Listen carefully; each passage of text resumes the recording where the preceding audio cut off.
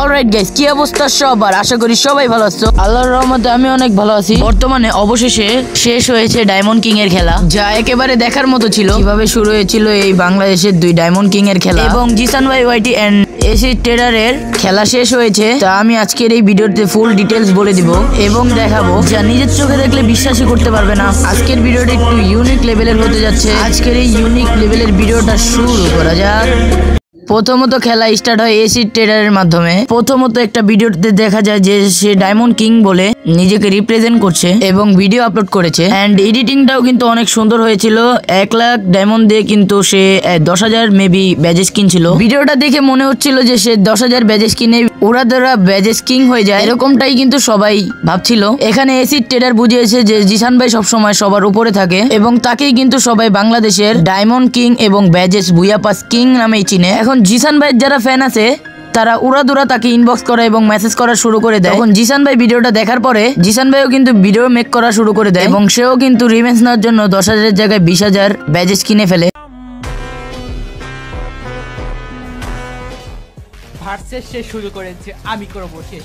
তো সে আমার থেকে যত বেশি নেবে আমি তার থেকে 10,000 বেশি নেব। তো শুনতে তো পেলেন জিসান ভাই এখানে কি বললো, এসিড ট্রেডার যত বেশি কিনবে তার থেকে 10 গুণ বেশি এন্ড 10,000 ব্যাজ বেশি কিনে রাখবে এই কথা। এবং জিসান ভাইয়ের এই ট্রেড শুনে এসিড ট্রেডার কিন্তু মোটেও বসে থাকে নেই, সে আরো 20,000 ব্যাজেস কিনে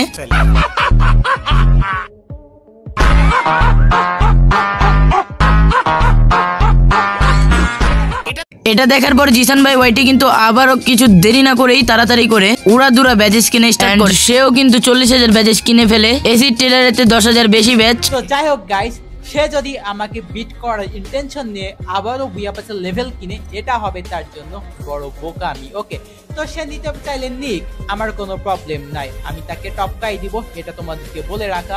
যত ব্যাজেসই কিনবে উড়িয়ে দিবে জিসান ভাই এসিড ট্রেডারকে। জিসান ভাই এগুলো বলার পর সে তার গ্রুপে 5 জন মেম্বার রেখে উড়াদুরা ডায়মন্ড টপ আপ করা শুরু করে দেয়। প্রায় অনেকক্ষণ বসে কিন্তু তারা ডায়মন্ড গুলো হিসাব করতে থাকে এবং কথাবার্তা বলতে থাকে এবং অনেক ডায়মন্ড তারা টপ আপ করে ফেলে। মূলত সময় অপচয় করার চাইতে তারা কথাবার্তা বলতেছে এবং ডায়মন্ড গুলা চলে আসতেছে এবং তারা হিসাব করতেছে এবং সেও কিন্তু তাড়াতাড়ি করে রেকর্ডিং করার চেষ্টা করতেছে এবং ডায়মন্ডের সংখ্যা কিন্তু বাড়তেই থাকে এবং এইডিতে কিন্তু তেমন ব্যাজেস ছিল না এবং তারা ব্যাজেস কেনার পর ডায়মন্ড সবকিছু উড়ে গিয়েছিল। আগের 10,000 ব্যাজেসের খেলা তো তোমরা দেখতেই পাচ্তেছো। এন্ড এবার কিন্তু এসিড ট্রেডার কোনো রিভেঞ্জ নেওয়ার জন্যই সে কিন্তু অনেক ডায়মন্ড টপ আপ করা শুরু করে এবং উড়াদুরা ডায়মন্ড টপ আপ করতেছিল এবং একটা ঘোষণা দিচ্ছিল দুপুর 2টা বাজে সে একটা ধামাকা করবে, এরকম টাইপস একটা কথা ছিল। ডায়মন্ডের দিকে তাকালে এখানে দেখতে পারবে তোমরা উড়াদুরা ডায়মন্ড টপ আপ করতেছিল। মেবি সে 22 লক্ষ 23 লক্ষ ডায়মন্ড টপ আপ করবো।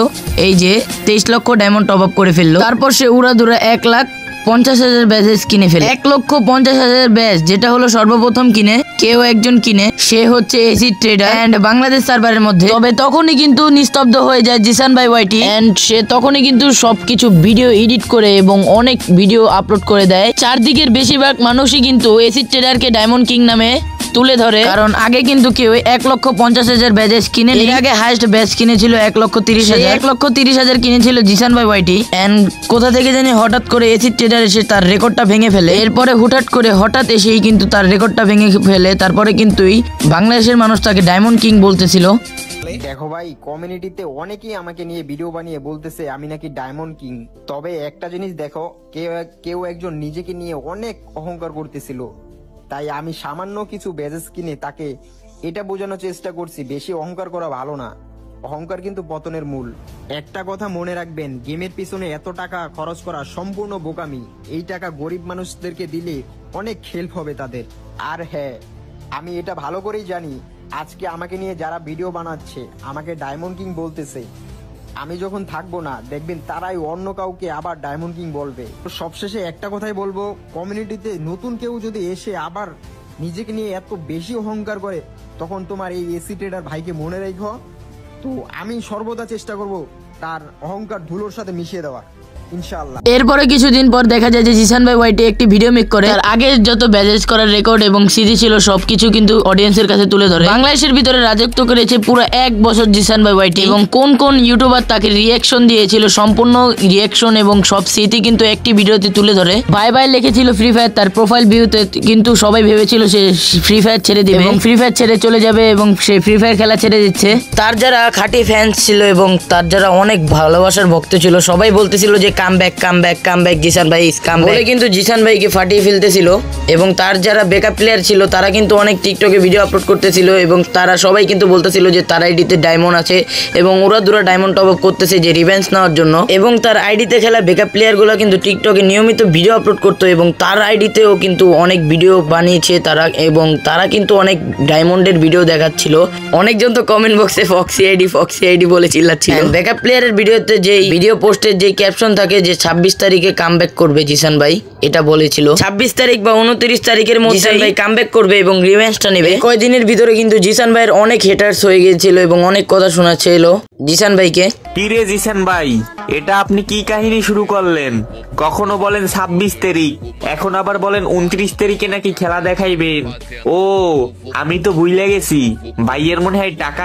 এরকম অনেক রকমের হেটার্স এবং কথা শোনাইছে এবং কথা শুনতে হয়েছে জিসান ভাই এবং জিসান ভাই কিন্তু তার আইডিতে ডায়মন্ড গোছানো স্টার্ট করে 1 লাখ ডায়মন্ড থেকে উড়া ধরে ডায়মন্ড গোছানো শুরু করে জিসান ভাই এবং তাদের সবকিছু সব রেকর্ড কিন্তু জিসান ভাই এবার ভেঙে ফেলবে এরকম একটা ধারণা নিয়েছিল জিসান ভাই।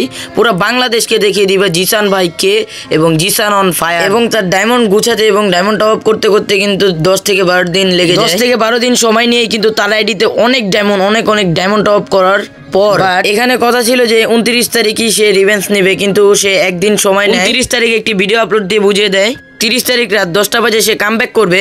সবাই এতদিন ধরে আমার কামব্যাক দেখার জন্য অপেক্ষা করছিল, চারদিকে শুধু মেনশন আর মেনশন, জিসান ভাই please come back, hey guys welcome back. আর একটা কথা মাথায় রাখো, ওস্তাদের মায়ের শেষ রাত। এই ভিডিওটা আপলোড করে এবং আর মাত্র 1.5 ঘন্টা সময় থাকে। এখানে গাইস ভুল হয়েছিল, ও 30 তারিখ রাত 10:30 বাজেই কিন্তু সে ভিডিওটা আপলোড দেয় এবং আর মাত্র 1.5 ঘন্টা সময় বাকি আছে। বাট এখান দিয়ে এসিড ট্রেডার ভিডিও বানাতে ব্যস্ত থাকে। এই এসিড ট্রেডারের আইডিটাই কিন্তু রাহাত FF71 কিনেছিল তার ভাইয়ের কাছ থেকে। বর্তমান অডিয়েন্স সবাই বলতে থাকে যে এটা রাহাত ভাই, এসিড ট্রেডারই হলো রাহাত ভাই এবং তাই এসিড ট্রেডার রাত্রেবেলা এই ভিডিওটা মেক করা শুরু করে। অনেকেই অনেক কথা বলতেছে, আবার এখন দেখতেছি যে অনেকেই বলতেছে যে এই যে আমার যে আইডিটা, এই আইডিটা নাকি রাহাত FF এর আইডি, আমি নাকি রাহাত FF, মানে রাহাত FF আর এসি ট্রেডার দুইজনে নাকি একই পারসন।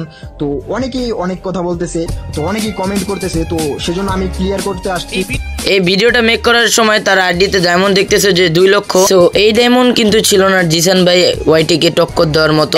সে ওদিকে ভিডিও বানাতে বিজি এবং জিসান ভাই ওয়াইটি এখান দিয়ে ব্যাচ কেনায় বিজি এবং জিসান ভাই কিন্তু উড়াদুরা ব্যাচেস কেনা স্টার্ট করে এবং জিসান ভাইয়ের কাছে তখন 36 লাখেরও বেশি ডায়মন্ড ছিল। সময় খুব কম হলেও 30 মিনিটের ভিতরে সে টপকে দেয় এসিড ট্রেডারকে এবং 60,000 ব্যাচেস কিনে সে তার কথা মতো এবং তার কাছে আরো ডায়মন্ড ছিল 13 লাখ প্লাস। তো এখন কিন্তু সে আরো ব্যাচেস কিনে স্টার্ট করবে এবং সে কিন্তু থামে না।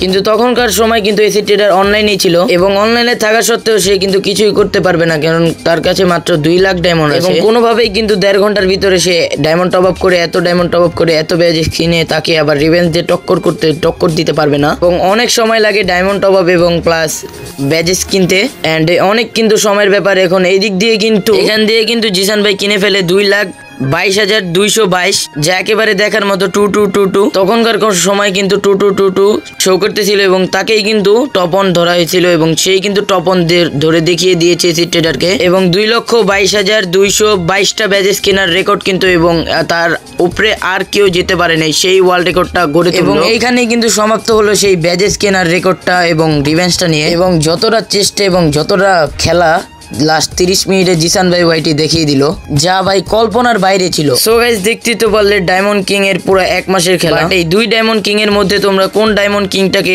ডায়মন্ড কিং মনে করো তোমরা আমাকে কমেন্ট করে জানিয়ে দিও।